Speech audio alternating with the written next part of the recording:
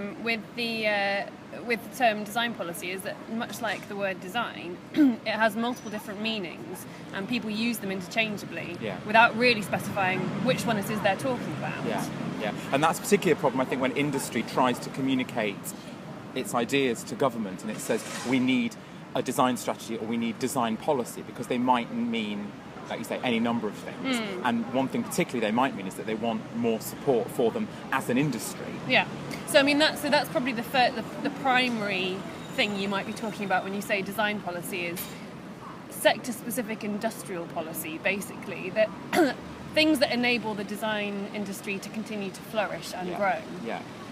So that could be, well, much the same as you'd have with any kind of small business policy, really. So if you thought that businesses grew through different kinds of regulation or through, I suppose with design as well, it might be sort of kind of around the tax incentives and stuff. Yeah. And also things around IP, but also immigration as well. So immigration rules that might affect whether or not you can employ certain kinds of designers within your business, because design is such an international thing. And also bearing in mind the fact that quite a lot of students are attracted here by our sort of world-class creative education system, and then if they then can't get a job afterwards, they'd be more likely to leave. Yeah. I mean, also education itself. Yeah. The education system, the curriculum design, funding for education is all part of this broad industrial policy that is designed to support the design sector. So, and a recent example actually of that is the funding that government has awarded to the Sorrel Foundation's Saturday art classes. Yes, as a way of sort of getting more creative education into young people. Saying we need policies that make the design industry stronger or make the design industry grow because we think it's valuable. So that's the first thing. Yeah. The second thing is something slightly broader, still sort of industrial policy, but about using design as a lever to make other parts of industry more competitive. Okay, that's particularly relevant in manufacturing. So, I mean, I suppose it's the reason why the Design Council was founded. Originally was the belief that if you marry our design strength with our manufacturing strength, then all of a sudden the UK has a competitive advantage if our manufacturers are design driven. And that means that we can sell more and then GDP grows. Yeah, and that continues to be a challenge, I think, and continues to be relevant. Yeah. And in fact, the Design Council still does do some work in that area. What with designing demand and stuff. Yeah, but equally, that's a challenge for the sort of the ever-growing services sector. Yes. And design is as important to them as it is to sort of people who make stuff. Yeah.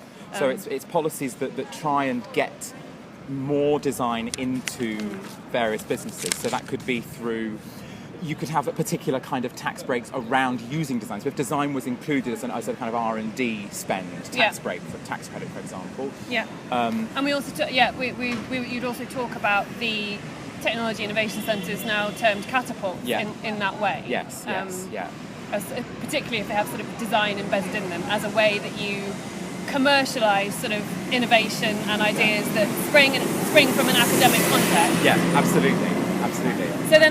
So those two then are like design policy, meaning industrial policy, either related to the design sector or bringing the design sector into other industries, either manufacturing, services, whatever. And there's obviously a lot of complementarity in those two things. So, okay, well, the third thing you might be talking about when you are talking about design policy is how government itself uses design. Yeah. And that might mean sort of how government goes about sort of literally buying design. So procuring the services of designers through advertising or brand or architecture, so designing its own buildings or social housing or whatever. Yeah, and also designing services, so employing the services of professional service designers in sort of the NHS or whatever it might be, which actually sort of then leads in nicely to the other way that sort of design impacts on the act of governing, which is that one can conceive of policy making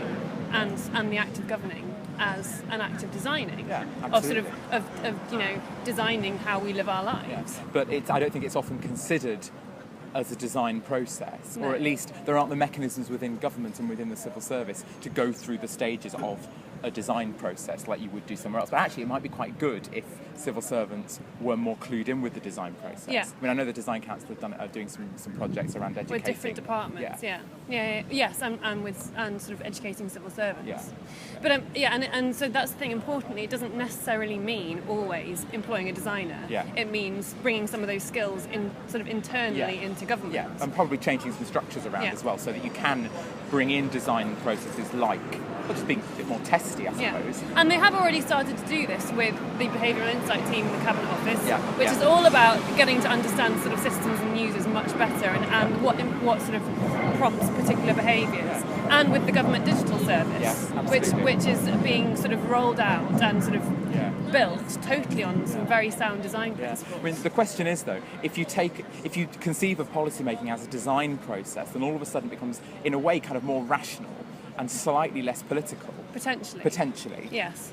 I'm not sure. I think you can always politicise a design process, and designed objects have a political dimension to them always anyway. But the appeal to civil servants could be that it's potentially a non-ideological sort of way of coming to some kind of policy outcome. And everyone would admit that it would be better to test policies more, to think of them and to prototype them maybe, and to do little trials of them. And bring some slightly more probably touchy-feely skills into the civil service. So, you know, sketching as a way of sharing ideas, for example. Absolutely.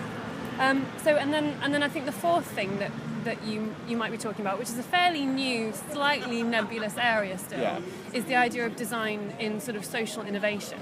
Yeah, so not design as industrial policy, but design as social policy. Yeah, and in fact, interestingly, in the design industry, that's the real hot topic, I think, at the moment, is sort of social design. Yeah. They've sort of perhaps moved on from the idea of service design being the new thing into social design, and government's probably still just catching up, actually. So what I understand social design to mean is that you are empowering citizens to do some designing themselves of their own services and their own environments. I mean, a really good example, actually, is the recent announcement around community housing design. Yes. You know, again, there's a question around the role of the professional designer, and you know, if we're expecting all of our citizens to do designing, then what happens to designers and architects? And you could also think of sort of personal care budgets in that way as well. Absolutely, you're designing the way in which you spend your own money, design your own stuff. But that requires citizens to be much more, I suppose, resourceful. Yeah. And also, design savvy as well. And it also really questions the role of the professional designer. Yeah, it does. You know.